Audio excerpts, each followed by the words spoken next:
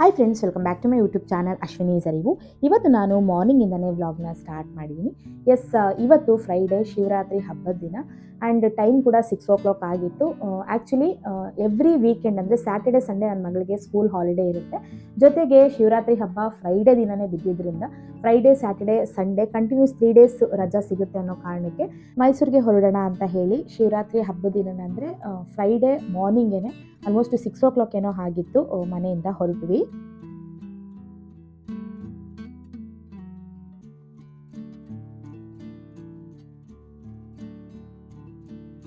ಇಷ್ಟು ದಿನ ನೈಟ್ ಟೈಮೇ ನಾವು ಟ್ರಾವೆಲ್ ಮಾಡಿಬಿಡ್ತಾ ಇದ್ವಿ, ಟ್ರಾಫಿಕ್ ಇಲ್ಲ, ಕಡಿಮೆ ಇರುತ್ತೆ ಅಂತ ಹೇಳಿ.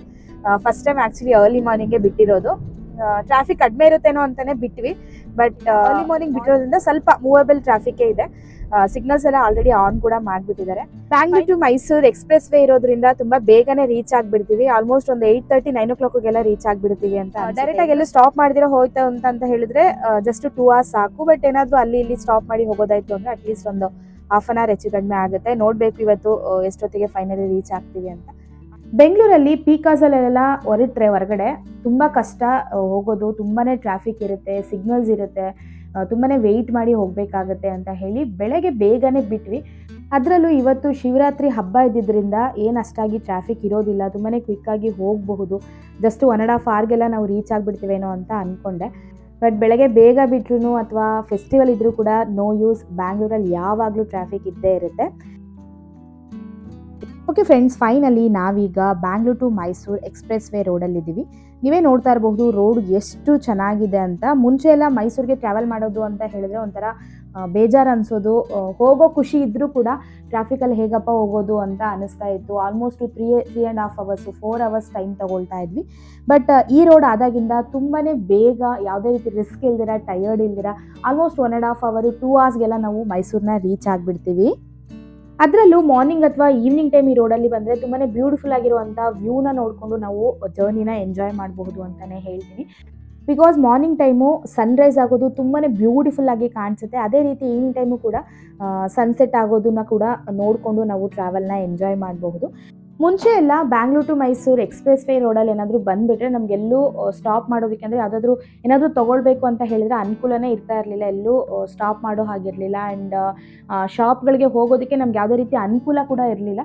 ಬಟ್ ಈ ನಡುವೆ ಎಲ್ಲೆಲ್ಲಿ ಟೀ ಶಾಪ್ ಇದೆಯೋ ಅಲ್ಲಲ್ಲಿ ಸ್ಟಾಪ್ ಮಾಡಿಕೊಂಡು ಹೋಗೋದಕ್ಕೆ ಸ್ವಲ್ಪ ನಮಗೆ ದಾರಿನ ಮಾಡಿದ್ದಾರೆ. ಸೊ ಆದ್ದರಿಂದ ನಮಗೆ ಏನಾದರೂ ತೊಗೊಳ್ಬೇಕು ಅಂತಂದಾಗ ಅಥವಾ ಟೀ ಕಾಫಿಗೆ ನಿಲ್ಲಿಸೋದಕ್ಕೆ ನಮಗೆ ಅನುಕೂಲ ಆಗಿದೆ ಅಂತಲೇ ಹೇಳಬಹುದು. ನಾವು ಯೂಶ್ವಲಿ ಯಾವಾಗಲೂ ಬ್ಯಾಂಗ್ಳೂರ್ ಟು ಮೈಸೂರು ಆಗಿರ್ಬೋದು ಅಥವಾ ಮೈಸೂರಿಂದ ಬ್ಯಾಂಗ್ಳೂರಿಗೆ ಟ್ರಾವೆಲ್ ಮಾಡುವಂಥ ಟೈಮಲ್ಲಿ ಅಟ್ಲೀಸ್ಟ್ ಒಂದು ಸ್ಟಾಪ್ ಕೊಟ್ಕೊಂಡು ನಾವು ಜರ್ನಿನ ಮಾಡ್ತೀವಿ. ಅಂದರೆ ಎಲ್ಲಾದರೂ ಒಂದು ಕಡೆ ಕಾಫಿ ಟೀಗೆ ನಿಲ್ಲಿಸ್ಕೊಳ್ತಾ ಸ್ವಲ್ಪ ತಲ್ಲೂ ಟೈಮ್ನ ಸ್ಪೆಂಡ್ ಮಾಡಿ ನಾವು ಟ್ರಾವೆಲ್ನ ಮಾಡೋದಕ್ಕೆ ಇಷ್ಟಪಡ್ತೀವಿ. ಅದೇ ರೀತಿ ಇವತ್ತು ಕೂಡ ಮಾರ್ನಿಂಗ್ ಬೆಳಗ್ಗೆ ಬೇಗನೆ ಎದ್ದಿದ್ದರಿಂದ ಹೊಟ್ಟೆ ಕೂಡ ಸ್ವಲ್ಪ ಹಸ್ವಾಗ್ತಾ ಇತ್ತು. ಆ್ಯಂಡ್ ಏನಾದರೂ ಲೈಟಾಗಿ ಟೀ ಬಿಸ್ಕೆಟ್ ತಿನ್ನೋಣ ಅಂತ ಹೇಳಿ ಟೀ ಸ್ಟಾಪ್ ಹತ್ರ ಸ್ಟಾಪ್ ಮಾಡಿದ್ವಿ. ಯೂಶ್ವಲಿ ನಾವು ಈ ರೀತಿ ಟೀ ಸ್ಟಾಲ್ ಹತ್ರ ಏನಾದರೂ ಸ್ಟಾಪ್ ಮಾಡಿದರೆ ನಾನು ಇಲ್ಲಿ ಮಾರುವಂಥ ಮಿಠಾಯಿಗಳು ಆ್ಯಂಡ್ ಹಾಲ್ಕೋವಾ, ಕೊಬ್ಬರಿ ಮಿಠಾಯಿ ಅದನ್ನೆಲ್ಲ ತೊಗೊಂಡು ತಿಂತೀನಿ. ಬಟ್ ಇವತ್ತು ಬೆಳಗ್ಗೆ ಬೇಗ ಬಿಟ್ಟಿದ್ವಿ, ಬೇಗ ಬೇರೆ ಎದ್ದಿದ್ದರಿಂದ ಹಸ್ವಾಗ್ತಿತ್ತು ಅಂತ ಹೇಳಿ ಟೀ ಜೊತೆಗೆ ಒಂದು ಬನ್ನ ತಿಂದು ಮತ್ತೆ ನಮ್ಮ ಜರ್ನಿನ ಕಂಟಿನ್ಯೂ ಮಾಡಿದ್ವಿ. ನೋಡಿ, ನಾನು ನಿಮ್ಗೆ ಆಗಲೇ ಹೇಳ್ದಾಗೆ ನಾವೇನಾದರೂ ಎಕ್ಸ್ಪ್ರೆಸ್ ವೇನಲ್ಲಿ ಬರ್ದಿರೋ ನಾರ್ಮಲ್ ರೂಟಲ್ಲಿ ಬಂದರೆ ಮಾತ್ರ ನಿಮಗೆ ಟೀ ಶಾಪ್ ಎಲ್ಲ ಸಿಗೋದು. ಮುಂಚೆ ಏನಾದರೂ ನಾವು ಎಕ್ಸ್ಪ್ರೆಸ್ ವೇನಲ್ಲಿ ಬಂದುಬಿಟ್ರೆ ಎಲ್ಲೂ ಟೀಗೆ ಸ್ಟಾಪ್ ಮಾಡೋದಕ್ಕೆ ಆಗ್ತಾ ಇರಲಿಲ್ಲ. ಬಟ್ ಈ ನಡುವೆ ಈ ರೀತಿ ಟೀ ಸ್ಟಾಪ್ ಇರೋ ಕಡೆ ಎಲ್ಲ ಸ್ವಲ್ಪ ಜಾಗನ ಮಾಡಿದ್ದಾರೆ ಓಡಾಡೋದಕ್ಕೆ ಅಂತ. ಸೊ ಅದು ನಮಗೆ ತುಂಬಾ ಅನುಕೂಲ ಆಗಿದೆ ಅಂತಲೇ ಹೇಳಬಹುದು. ನೋಡಿ, ಟೀ ಶಾಪಿಂದ ಕೆಲವೊಂದು ಬಿಸ್ಕೆಟ್ಸ್ ಹಾಗೆ ಹಾಲು ಕವ ತೊಗೊಂಬಂದಿದ್ದೀನಿ. ವೈಟ್ ಹಾಲು ಕವ ಬರುತ್ತಲ್ಲ ಅದನ್ನು ತೊಗೊಂಡಿದ್ದೀನಿ. ಜೊತೆಗೆ ಬೆಲ್ಲದಿಂದ ಕೊಬ್ಬರಿ ಮಿಠಾಯಿನ ಮಾಡ್ತಾರೆ, ಅದನ್ನು ಕೂಡ ತೊಗೊಂಡು ಬಂದಿದ್ದೀನಿ. ಆ್ಯಕ್ಚುಲಿ ಇದೆಲ್ಲ ತಿನ್ನೋದಕ್ಕೆ ಚೆನ್ನಾಗಿ ಅನಿಸುತ್ತೆ. ಪ್ಲಸ್ ಇದನ್ನೆಲ್ಲ ನೋಡಿದ್ರೆ ನನಗೆ ಚೈಲ್ಡ್ಹುಡ್ ನೆನಪಾಗುತ್ತೆ ಅಂತಲೇ ಹೇಳಬಹುದು. ಬಿಕಾಸ್ ನಾವೆಲ್ಲ ಚಿಕ್ಕವರಿದ್ದಾಗ ಇದನ್ನೆಲ್ಲ ತುಂಬಾ ತಿಂತಾಯಿದ್ವಿ. ಅದರಲ್ಲೂ ನನಗೆ ವೈಟ್ ಹಾಲು ಕವ ಇದು ಅಂದರೆ ನನಗೆ ತುಂಬಾ ಇಷ್ಟ. ಸೊ ಆದ್ದರಿಂದ ನಾನು ಯಾವಾಗಲೂ ಈ ರೀತಿ ವೈಟ್ ಹಾಲು ಕವ, ಕೊಬ್ಬರಿ ಮಿಠಾಯಿನೆಲ್ಲ ತೊಗೊಳ್ತೀನಿ. ಅದರಲ್ಲೂ ಈ ಟ್ರಾವೆಲ್ ಮಾಡೋಂಥ ಟೈಮಲ್ಲಿ ಏನಾದರೂ ಟೀ ಶಾಪ್ ಹತ್ರ ನಿಲ್ಲಿಸಿದಾಗ ಅಲ್ಲಿತ್ತು ಅಂತ ಹೇಳಿದ್ರೆ ಮಿಸ್ ಮಾಡ್ದಿರಾ ತೊಗೊಂಡು ಬರ್ತೀನಿ. Bangalore to Mysuru expressway ರೋಡಲ್ಲಿ ಏನಾದರೂ ಬಂತು ಅಂತ ಹೇಳಿದ್ರೆ ನಾವು ಟೋಲ್ನ ಪೇ ಮಾಡಬೇಕಲ್ಲ. ಅದರ ಅಮೌಂಟ್ ಬಗ್ಗೆ ಹೇಳಬೇಕು ಅಂತ ಹೇಳಿದ್ರೆ ಒನ್ ಟೈಮ್ ಅಂದರೆ ಬ್ಯಾಂಗ್ಳೂರಿಂದ ಮೈಸೂರಿಗೆ ಹೋಗುವಂಥ ಟೈಮಲ್ಲಿ ಆಲ್ಮೋಸ್ಟ್ 360 rupees ಏನೋ ಪೇ ಮಾಡಬೇಕು. ಅಂದರೆ ಸ್ಟಾರ್ಟಿಂಗಲ್ಲಿ ಎಂಟ್ರಿ ಆಗ್ತೀವಲ್ಲ ಆ ಟೋಲಲ್ಲಿ ನಿಮಗೆ 150ನೋ ಅಥವಾ 170 ಏನೋ ಕಟ್ಟಾಗುತ್ತೆ. ಅದಾದಮೇಲೆ ಎಕ್ಸಿಟಲ್ಲಿ ಒಂದು ಸಮ್ ಅಮೌಂಟ್ ಕಟ್ಟಾಗುತ್ತೆ. ಟೋಟಲ್ ಒನ್ ಟೈಮ್ಗೆ ಬ್ಯಾಂಗ್ಳೂರಿಂದ ಮೈಸೂರಿಗೆ ಈ ರೋಡಲ್ಲಿ ಬರೋದಾಯಿತು ಅಂತ ಹೇಳಿದ್ರೆ 350 ರೂಪೀಸ್ ನಾವು ಪೇ ಮಾಡಬೇಕಾಗುತ್ತೆ. ಓಕೆ ಫ್ರೆಂಡ್ಸ್, ಫೈನಲಿ ಇವಾಗ ಅಮ್ಮ ಮನೆಗೆ ಬಂದಿದ್ದೀವಿ. ನೋಡ್ತಾ ಇರಬಹುದು, ನಾವೇನಾದರೂ ಮೈಸೂರಿಗೆ ಬರ್ತೀವಿ ಅಂತ ನಮ್ಮ ಅಪ್ಪಂಗೆ ಗೊತ್ತಾಗ್ಬಿಟ್ರೆ ನಮ್ಮಪ್ಪ ಯಾವಾಗಲೂ ಗೇಟ್ ಹತ್ರ ನಿಂತು ವೆಯ್ಟ್ ಮಾಡ್ತಾ ಇರ್ತಾರೆ. ಆ್ಯಂಡ್ ಅವಾಗವಾಗ ಕಾಲ್ ಮಾಡ್ತಾನೆ ಇರ್ತಾರೆ, ಎಲ್ಲಿದ್ದೀರಾ ಅಂತ ಹೇಳಿ. ಫೈನಲಿ ಆಲ್ಮೋಸ್ಟು ಮಾರ್ನಿಂಗ್ 8:30 ಏನೋ ಆಗಿತ್ತು ನಾವು ಮನೇನ ರೀಚ್ ಆಗೋಷ್ಟರಲ್ಲಿ.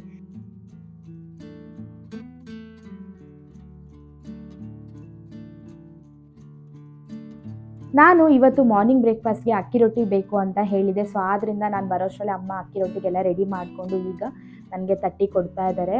ಆ್ಯಕ್ಚುಲಿ ನನಗೆ ಸಮ್ಟೈಮ್ಸು ಅಮ್ಮ ಮಾಡುವಂಥ ಅಡುಗೆಗಳು ತುಂಬಾ ನೆನಪಾಗ್ಬಿಡುತ್ತೆ, ತಿನ್ನಬೇಕು ಅಂತ ತುಂಬಾ ಆಸೆ ಆಗಿಬಿಡುತ್ತೆ.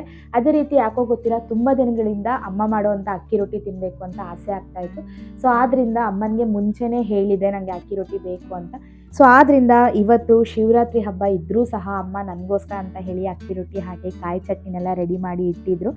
ನಾವು ಬಂದಮೇಲೆ ಬಿಸಿ ಬಿಸಿಯಾಗಿ ಹೆಂಚ ಮೇಲೆ ರೊಟ್ಟಿನ ತಟ್ಟಿ ಇವಾಗ ಕೊಟ್ಟಿದ್ದಾರೆ. ಫೈನಲಿ ಈಗ ಅಕ್ಕಿ ರೊಟ್ಟಿ ಹಾಗೆ ಕಾಯಿ ಚಟ್ನಿನ ಪ್ಲೇಟಿಗೆ ಹಾಕ್ಕೊಳ್ತಾ ಇದ್ದೀನಿ. ಆ್ಯಕ್ಚುಲಿ ಅಮ್ಮ ಮಾಡೋ ಅಕ್ಕಿ ರೊಟ್ಟಿ ತುಂಬಾ ಚೆನ್ನಾಗಿರುತ್ತೆ. ಸಾಧ್ಯ ಆದರೆ ನಂದು ಯಾವುದಾದ್ರೂ ವ್ಲಾಗಲ್ಲಿ ಇದ್ರದ್ದು ರೆಸಿಪಿ ಕೂಡ ನಿಮ್ಮ ಜೊತೆ ಶೇರ್ ಮಾಡ್ಕೊಳ್ತೀನಿ.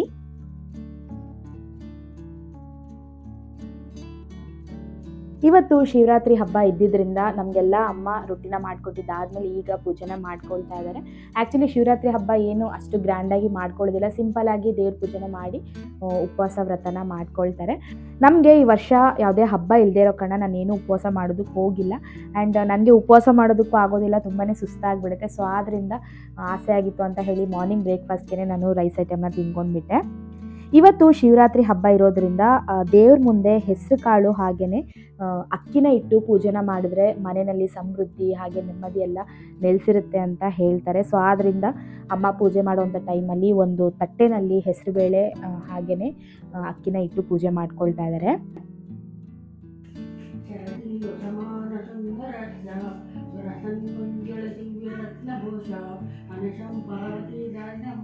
ನಾವು ಆಚರಣೆ ಮಾಡುವಂಥ ಪ್ರತಿಯೊಂದು ಹಬ್ಬಕ್ಕೂ ಕೂಡ ಅದರದ್ದೇ ಆದಂತಹ ವಿಶೇಷತೆಗಳಿರುತ್ತೆ.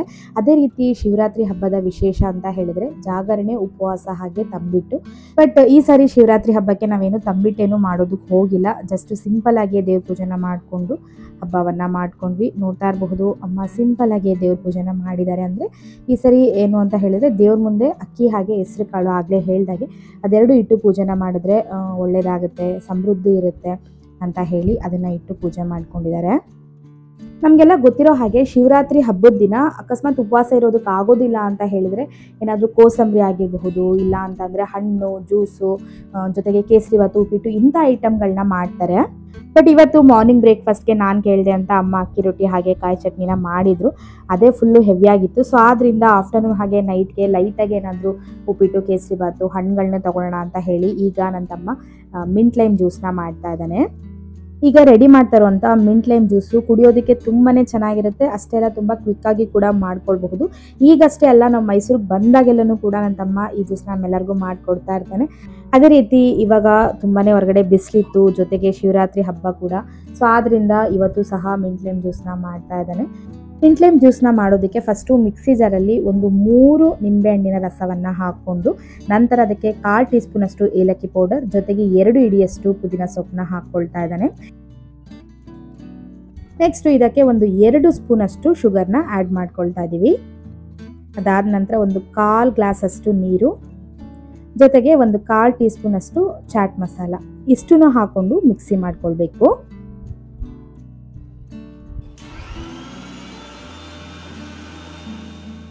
ನೋಡಿ, ಈಗ ಲಿಕ್ವಿಡ್ ರೆಡಿ ಆಗಿದೆ. ಇದನ್ನು ಯೂಸ್ ಮಾಡಿಕೊಂಡು ನಾವೀಗ ಮಿಂಟ್ ಲೈಮ್ ಜ್ಯೂಸ್ನ ರೆಡಿ ಮಾಡ್ಕೊಳ್ತಾ ಇದ್ದೀವಿ.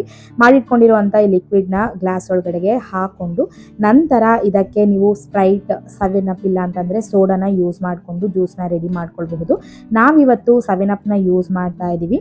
ಸೊ ಆದ್ದರಿಂದ ಜಸ್ಟ್ 2 ಸ್ಪೂನ್ಸ್ ಮಾತ್ರ ನಾವು ಶುಗರ್ನ ಆ್ಯಡ್ ಮಾಡ್ಕೊಂಡಿದ್ವಿ. ಬಿಕಾಸ್ 7 ಅಪ್ಪಲ್ಲಿ ಆಲ್ರೆಡಿ ಸ್ವಲ್ಪ ಸ್ವೀಟ್ನೆಸ್ ಇರುತ್ತೆ. ಸೊ ಆದ್ದರಿಂದ ಜಸ್ಟ್ 2 ಸ್ಪೂನ್ಸ್ನ ಹಾಕ್ಕೊಂಡು ಲಿಕ್ವಿಡ್ನ ರೆಡಿ ಮಾಡ್ಕೊಂಡಿದ್ವಿ. ನೀವೇನಾದರೂ 7 ಅಪ್ ಬದಲು ಸೋಡಾನ ಯೂಸ್ ಮಾಡ್ಕೊಳ್ತೀರಾ ಅಂತ ಹೇಳಿದರೆ ನಾನು ಶುಗರ್ನ ತೋರಿಸಿದ್ನಲ್ಲ, ಅದನ್ನು ಸ್ಕಿಪ್ ಮಾಡಿಕೊಂಡು ಆ ಜಾಗಕ್ಕೆ ಸ್ವಲ್ಪ ಸಾಲ್ಟ್ ಅಥವಾ ಪೆಪ್ಪರ್ ಪೌಡರ್ನ ಯೂಸ್ ಮಾಡ್ಕೊಳ್ಬಹುದು.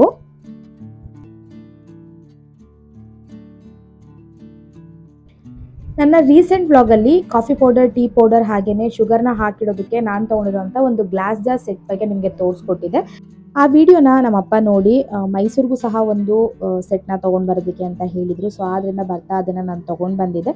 ಈಗ ಅದನ್ನು ಡೈನಿಂಗ್ ಟೇಬಲ್ ಮೇಲೆ ಸೆಟ್ ಮಾಡೋಣ ಅಂತ ಹೇಳಿ ಎಲ್ಲ ಕ್ಲೀನ್ ಮಾಡ್ಕೊಳ್ತಾ ಇದ್ದೀನಿ. ಪ್ರತಿ ಸಾರಿ ಬ್ಯಾಂಗ್ಳೂರಿಂದ ಮೈಸೂರಿಗೆ ಬರುವಂಥ ಟೈಮಲ್ಲಿ ಏನಾದರೂ ಐಟಮ್ಸ್ಗಳನ್ನ ಡಿಮಾರ್ಟಿಂದ ಆಗಿರ್ಬೋದು ಅಥವಾ ಹೊರಗಡೆ ಶಾಪ್ಗಳಿಂದ ತೊಗೊಂಡು ಬರ್ತಾ ಇರ್ತೀವಿ. ಅಂದರೆ ಅಪ್ಪ ಏನಾದರೂ ಬೇಕಿತ್ತು ಅಂತಂದರೆ ಮುಂಚೆನೇ ಕಾಲ್ ಮಾಡಿ ಹೇಳ್ತಾರೆ. ಸೊ ಬರ್ತಾ ಹಾಗೆ ತೊಗೊಂಡು ಬರ್ತೀವಿ. ಅದೇ ರೀತಿ ಈ ಸರಿನೂ ಕೂಡ ಕೆಲವೊಂದು ಐಟಮ್ಸ್ಗಳನ್ನ ತೊಗೊಂಡು ಬಂದಿದ್ದೀನಿ. ಅದರಲ್ಲಿ ಮೊದಲನೇದಾಗಿ ಸ್ಪೂನ್ಸ್ಗಳನ್ನ ಹಾಕೋದಕ್ಕೆ ಅಂತ ಒಂದು ಬಾಕ್ಸ್ನ ತೊಗೊಂಡು ಬಂದಿದ್ದೀನಿ. ಅಂದರೆ ಈ ಕೆಳಗಡೆ ಬಾಕ್ಸ್ ಎಲ್ಲ ಅಂದರೆ ಬಾಡಿ ಪೋರ್ಷನ್ ಎಲ್ಲ ಪ್ಲಾಸ್ಟಿಕಲ್ಲಿ ಬರುತ್ತೆ. ನೆಕ್ಸ್ಟು ಬಾಕ್ಸ್ನ ಸೈಡ್ ಪೋರ್ಷನ್ಗೆ ವುಡನ್ ಪಾರ್ಟಿಷನ್ನ ಕೊಟ್ಟಿದ್ದಾರೆ. ಅದನ್ನು ನೀವು ರಿಮೂವ್ ಕೂಡ ಮಾಡ್ಕೊಳ್ಬಹುದು. ಇದ್ರೊಳಗಡೆ ಸ್ಪೂನ್ಸ್ ಹಾಗೆ ಫೋರ್ಕ್ಗಳನ್ನ ಹಾಕಿಡೋಣ ಅಂತ ಹೇಳಿ ತೊಗೊಂಡು ಬಂದಿದ್ದೆ. ಅದಾದ ನಂತರ ಇನ್ನೊಂದು ಸೈಡ್ಗೆ ಬಾಕ್ಸ್ನ ಇನ್ನೊಂದು ಸೈಡ್ಗೂ ಕೂಡ ನೀವೇನಾದರೂ ಥಿಂಗ್ಸ್ಗಳನ್ನ ಸ್ಟೋರ್ ಮಾಡ್ಕೊಳ್ಬಹುದು. ಬಟ್ ನಾನಿಲ್ಲಿ ಒಂದು ಗ್ಲಾಸ್ ಒಳಗಡೆಗೆ ವಾಟರ್ನ ಹಾಕಿ ಪ್ಲಾಂಟ್ನ ಹಾಕಿ ಇಡ್ತಾ ಇದ್ದೀನಿ. ನೆಕ್ಸ್ಟು ಈ ಒಂದು ಗ್ಲಾಸ್ ಜಾರ್ ಸೆಟ್ ಬಗ್ಗೆ ನಿಮ್ಮೆಲ್ಲರಿಗೂ ಗೊತ್ತೇ ಇರುತ್ತೆ. ನಾನು ರೀಸೆಂಟಾಗಿ ನಮ್ಮ ಮನೆಗೆ ಅಂತ ತೊಗೊಂಡಿದ್ದೆ. ಅದೇ ಸೇಮ್ ಸೆಟ್ನ ಇಲ್ಲಿಗೂ ಕೂಡ ಒಂದು ತೊಗೊಂಡು ಬಂದಿದ್ದೀನಿ. ಇದರಲ್ಲಿ ಒಂದು ಮೆಟಲ್ ಸ್ಟ್ಯಾಂಡ್ನ ಕೊಟ್ಟು ಅದ್ರ ಮೇಲ್ಗಡೆ 3 ಗ್ಲಾಸ್ ಜಾರ್ಗಳನ್ನ ಕೊಟ್ಟಿದ್ದಾರೆ. ಈ ಒಂದು ಸೆಟ್ಟು ಡೈನಿಂಗ್ ಟೇಬಲ್ ಮೇಲೆ ಅಥವಾ ಕಿಚನ್ ಮೇಲೆಲ್ಲ ಇಟ್ಟರೆ ನೋಡೋದಕ್ಕೆ ತುಂಬಾ ಚೆನ್ನಾಗಿ ಕಾಣಿಸುತ್ತೆ. ಅಷ್ಟೇ ಅಲ್ಲ, ಯೂಸ್ ಮಾಡ್ಕೊಳ್ಳೋದಕ್ಕೂ ಕೂಡ ತುಂಬಾ ಕನ್ವೀನಿಯೆಂಟ್ ಆಗಿದೆ. ಸೊ ಆದ್ದರಿಂದ ಅಪ್ಪ ಇಲ್ಲಿಗೂ ಕೂಡ ಒಂದು ತರಿಸ್ಕೊಂಡಿದ್ದಾರೆ. ನಾನು ಈ 3 ಗ್ಲಾಸ್ ಜಾರಲ್ಲಿ ಒಂದರಲ್ಲಿ ಟೀ ಪೌಡರ್ ಹಾಗೆ ಒಂದರಲ್ಲಿ ಕಾಫಿ ಪೌಡರ್ ಹಾಗೆ ಶುಗರ್ನ ಹಾಕಿ ಇಟ್ಕೊಂಡಿದ್ದೀನಿ. ಬಟ್ ಅಪ್ಪ ಈ ಒಂದು ಸೆಟ್ಟನ್ನ ಡೈನಿಂಗ್ ಟೇಬಲ್ ಮೇಲೆ ಇಟ್ಕೊಳ್ಬೇಕು ಅಂತ ಅಂದ್ಕೊಂಡಿದ್ದರಿಂದ ಒಂದರಲ್ಲಿ ಉಪ್ಪಿನಕಾಯಿ ಹಾಗೆ ಒಂದರಲ್ಲಿ ತುಪ್ಪ ಹಾಗೆ ಇನ್ನೊಂದರಲ್ಲಿ ಚಟ್ನಿ ಪುಡಿನ ಸ್ಟೋರ್ ಮಾಡ್ಕೊಳ್ಳೋದಕ್ಕೆ ಅಂತ ಹೇಳಿ ಇಟ್ಕೊಂಡಿದ್ದಾರೆ. ಮುಂಚೆ ಡೈನಿಂಗ್ ಟೇಬಲ್ ಮೇಲೆ ಒಂದು ವುಡನ್ ರ್ಯಾಕ್ನ ಇಟ್ಕೊಂಡು ಅದ್ರ ಮೇಲೆ ಥಿಂಗ್ಸ್ಗಳನ್ನ ಅರೇಂಜ್ ಮಾಡ್ಕೊಂಡಿದ್ರು. ಬಟ್ ನನಗೆ ಅದೇನೋ ಒಂಥರ ತುಂಬಾ ಕ್ಲಮ್ಸಿ ಅಂತ ಅನಿಸ್ತಾ ಇತ್ತು. ಸೊ ಆದ್ದರಿಂದ ಅದನ್ನೆಲ್ಲ ತೆಗೆದು ಈಗ ಜಸ್ಟು ಒಂದು ಸ್ಪೂನ್ ಸ್ಟ್ಯಾಂಡು ಹಾಗೆಯೇ ಗ್ಲಾಸ್ ಜಾರ್ ಸೆಟ್ನ ಇಟ್ಟಿದ್ದೀನಿ. ಇವತ್ತು ಮಧ್ಯಾಹ್ನ ಲಂಚ್ಗೆ ಅಮ್ಮ ಉಪ್ಪಿಟ್ಟು ಹಾಗೆ ಕೇಸರಿ ಭಾತ್ನ ಮಾಡ್ತೀನಿ ಅಂತ ಹೇಳಿದರು. ಬಟ್ ಯಾರಿಗೂ ಅಷ್ಟು ಹಸಿವಿಲ್ಲದೆ ಇದ್ದ ಕಾರಣ ಏನೂ ಬೇಡ ಅಂತ ಹೇಳಿದ್ವಿ. ಬಟ್ ಆದರೂ ಹಬ್ಬದ ದಿನ ಏನಾದರೂ ಸ್ವೀಟ್ ಮಾಡೋಣ ಅಂತ ಹೇಳಿ ಅಮ್ಮ ಮಧ್ಯಾಹ್ನಕ್ಕೆ ಅಂತ ಹೇಳಿ ಸ್ವಲ್ಪ ಕೇಸರಿ ಭಾತ್ನ ಮಾಡಿದರು. ಸೊ ಆದ್ದರಿಂದ ಈಗ ಮಧ್ಯಾಹ್ನ ಲಂಚ್ಗೆ ಕೇಸರಿ ಭಾತ್ನ ತಗೊಳ್ತಾ ಇದ್ದೀವಿ. ಮಧ್ಯಾಹ್ನ ಲಂಚ್ ಎಲ್ಲ ಮಾಡಿದ್ದಾದಮೇಲೆ ಎಲ್ಲರೂ ಕೂತು ಒಂದು ಮೂವಿನ ನೋಡಿದ್ವಿ. ಅದಾದ ನಂತರ ಸಂಜೆ ಆಗ್ತಾ ಇದ್ದಂಗೆ ಈಗ ದೀಪನ ಹಚ್ಚೋಣ ಅಂತ ಹೇಳಿ ಎಲ್ಲ ರೆಡಿ ಮಾಡ್ಕೊಳ್ತಾ ಇದ್ದೀನಿ. ನಿಮಗೆ ಈ ಒಂದು ಕಾಪರ್ ಬೌಲ್ ಬಗ್ಗೆ ಗೊತ್ತೇ ಇರುತ್ತೆ. ನಾನು ಇದನ್ನು ಮೀಶೋನಲ್ಲಿ ತೊಗೊಂಡು ಬಂದಿದ್ದು, ಅಂದರೆ ನಮ್ಮ ಮನೆಗೆ ಅಂತ ತೊಗೊಂಡಿದ್ದೆ. ಮನೆ ಒಳಗಡೆ ಎಂಟ್ರಿ ಆಗ್ತಾ ಇದ್ದಂಗೆ ಸೈಡಲ್ಲಿ ಈ ರೀತಿ ಒಂದು ಬೌಲಲ್ಲಿ ಹೂವನ ಹಾಕಿ ದೀಪನ ಹಚ್ಚಿಟ್ರೆ ತುಂಬಾ ಚೆನ್ನಾಗಿ ಅನಿಸುತ್ತೆ, ತುಂಬಾ ವೆಲ್ಕಮಿಂಗ್ ಆಗಿರುತ್ತೆ ಅಂತ ಹೇಳಿ ಅಪ್ಪ ಮನೆಗೂ ಕೂಡ ಈ ಒಂದು ಬೌಲ್ನ ಆರ್ಡರ್ ಮಾಡಿ ತರಿಸಿದ್ದೆ. ಸೊ ಈಗ ಬೌಲ್ ಒಳಗಡೆ ಎಲ್ಲ ಫ್ಲವರ್ನ ಹಾಕಿ ರೆಡಿ ಮಾಡ್ಕೊಳ್ತಾ ಇದ್ದೀನಿ. ಆ್ಯಕ್ಚುಲಿ ಬೌಲ್ ಒಳಗಡೆಗೆ ಜಸ್ಟ್ ಫ್ಲವರ್ಸ್ನ ಹಾಕಿ ದೀಪನ ಹಚ್ಚಿ ಇಡ್ತಾ ಇದ್ದಿದ್ದು. ಬಟ್ ಮನೆಯಲ್ಲಿ ಒಂದು ಕೃಷ್ಣ ಹಾಗೆ ರಾಧೆ ಇರುವಂಥ ಒಂದು ವಿಗ್ರಹ ಇತ್ತು. ಸೊ ಆದ್ದರಿಂದ ಅದನ್ನು ಬೌಲ್ ಮಧ್ಯದಲ್ಲಿ ಇಟ್ಟು ಅದ್ರ ಮೇಲ್ಗಡೆಗೆ ಹೂವಿನಿಂದ ಅಲಂಕಾರವನ್ನು ಮಾಡ್ಕೊಳ್ತಾ ಇದ್ದೀನಿ.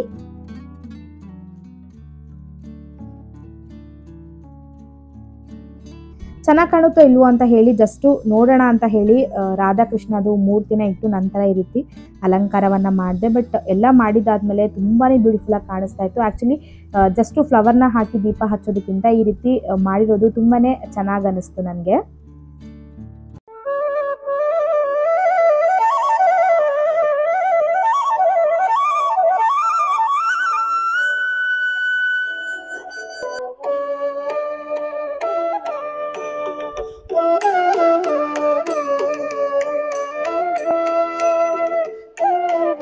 ಓಕೆ ಫ್ರೆಂಡ್ಸ್, ನೋಡಿದ್ರಲ್ಲ ಇವತ್ತಿನ ವ್ಲಾಗ್ ಇಷ್ಟೇ. ಇವತ್ತು ನಾನು ಶಿವರಾತ್ರಿ ಹಬ್ಬದ ವ್ಲಾಗ್ನ ನಿಮ್ಮ ಜೊತೆ ಶೇರ್ ಮಾಡ್ಕೊಂಡಿದ್ದೀನಿ. ಆ್ಯಕ್ಚುಲಿ ತುಂಬ ಲೇಟ್ ಆಯಿತು ಅಂತಲೇ ಹೇಳಬಹುದು. ಬಿಕಾಸ್ ಸ್ವಲ್ಪ ಪರ್ಸ್ನಲ್ ಕೆಲಸಗಳಿದ್ದಿದ್ದರಿಂದ ನನಗೆ ಅಪ್ಲೋಡ್ ಮಾಡೋದಕ್ಕೆ ಆಗಿರಲಿಲ್ಲ.